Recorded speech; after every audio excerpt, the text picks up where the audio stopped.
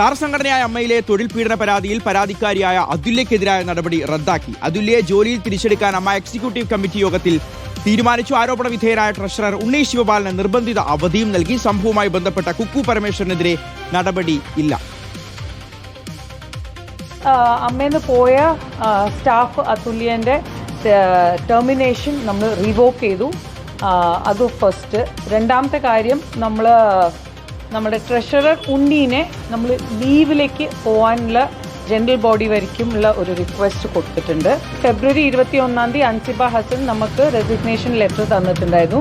അത് ഇന്നത്തെ EC-യിൽ നമ്മൾ ചർച്ച ചെയ്തപ്പോൾ അത് നമ്മൾ അക്സെപ്റ്റ് ചെയ്തു. കുക്കുവിൻ്റെ കാര്യം ഇതില്ല.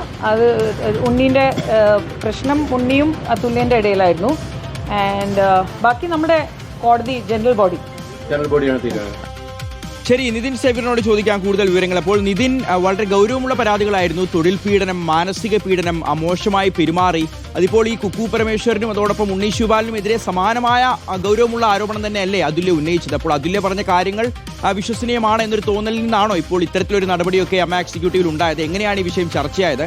അതോടൊപ്പം തന്നെ കുക്കു പരമേശ്വരനെതിരെ എന്തുകൊണ്ടാണ് നടപടി ഇല്ലാത്തത്?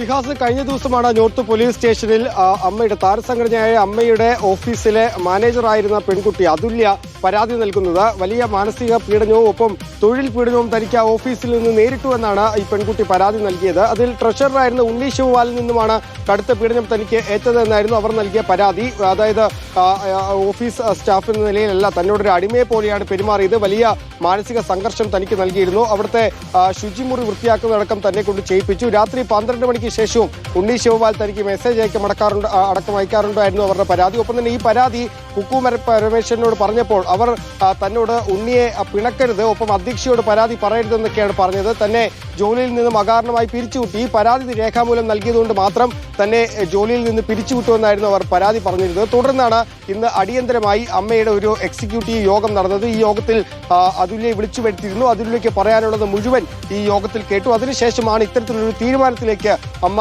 എക്സിക്യൂട്ടീവ് കമ്മിറ്റി എത്തിയിരിക്കുന്നത്. അതായത് അതുല്യെ പറഞ്ഞുവിട്ട തീരുമാനം അല്ലെങ്കിൽ ആ നടപടി അത് റദ്ദാക്കാൻ തീരുമാനിച്ചിട്ടുണ്ട്. അതുല്യെ തിരികെ ജോലിയിലെടുക്കാൻ തീരുമാനിച്ചിട്ടുണ്ട്. ഒപ്പം തന്നെ ആരോപണ വിധേയനായ ഉണ്ണി ശിവപാലിനെ തൽക്കാലം ജനറൽ ബോഡി കൂടുന്നവരെ ലീവിൽ പറഞ്ഞയക്കാനും തീരുമാനിച്ചിട്ടുണ്ട്. പക്ഷേ കുക്കു പരമേശ്വരനെതിരെ നടപടിയില്ല. ഈ നടപടികൾ അത് ഒപ്പം തന്നെ 2 പേർ മാത്രമായി ഒരു തീരുമാനമെടുത്തത് അത് പൂർണ്ണമായി തെറ്റാണ് എന്ന് എക്സിക്യൂട്ടീവ് യോഗത്തിന് ബോധ്യമായിട്ടുണ്ട് എന്നാണ് ശ്വേതാ മേനോൻ പ്രസിഡന്റ് നമ്മളോട് പറഞ്ഞത്. പക്ഷേ ഇതിൽ പ്രധാനമായും നമ്മൾ ശ്രദ്ധിക്കേണ്ട കാര്യം ഒരു താൽക്കാലിക നടപടി, അതും വലിയൊരു കടുത്ത നടപടിയല്ല. ഇതുപോലൊരു ഗുരുതരമായ ആരോപണം നേരിട്ട ട്രഷററിനെതിരെ വളരെ ലഘുവായ ഒരു നടപടിയാണ് നിലവിൽ എടുത്തിട്ടുള്ളത്. ജനറൽ ബോഡി യോഗം നടക്കുന്നതുവരെ അദ്ദേഹം ആ സ്ഥാനത്ത് നിന്നും ലീവിൽ പോട്ടെ എന്നൊരു തീരുമാനമാണ് എടുത്തത്. മറ്റ് നടപടികളൊന്നും ഉണ്ണി ശിവപാലിനെതിരെ എടുത്തിട്ടില്ല. ഒപ്പം തന്നെ കുക്കു പരമേശ്വരനെതിരെ ഒരു തരത്തിലുള്ള നടപടിക്കും ചർച്ച പോലും ആ മീറ്റിംഗിൽ നടന്നിട്ടില്ല എന്നതാണ് ഏറ്റവും പ്രധാനപ്പെട്ട കാര്യം. കുക്കു പരമേശ്വരൻ ഇയാളെ പിന്തുണച്ചെന്നും ഈ പെൺകുട്ടിയോട് ഇയാളെ പിണക്കരുതെന്ന് പറഞ്ഞും അടക്കമുള്ള ഗുരുതരമായ പരാതികളൊപ്പം തന്നെ ഈ പെൺകുട്ടിയെ പുറത്താക്കാനുള്ള അല്ലെങ്കിൽ ജോലിയിൽ നിന്നും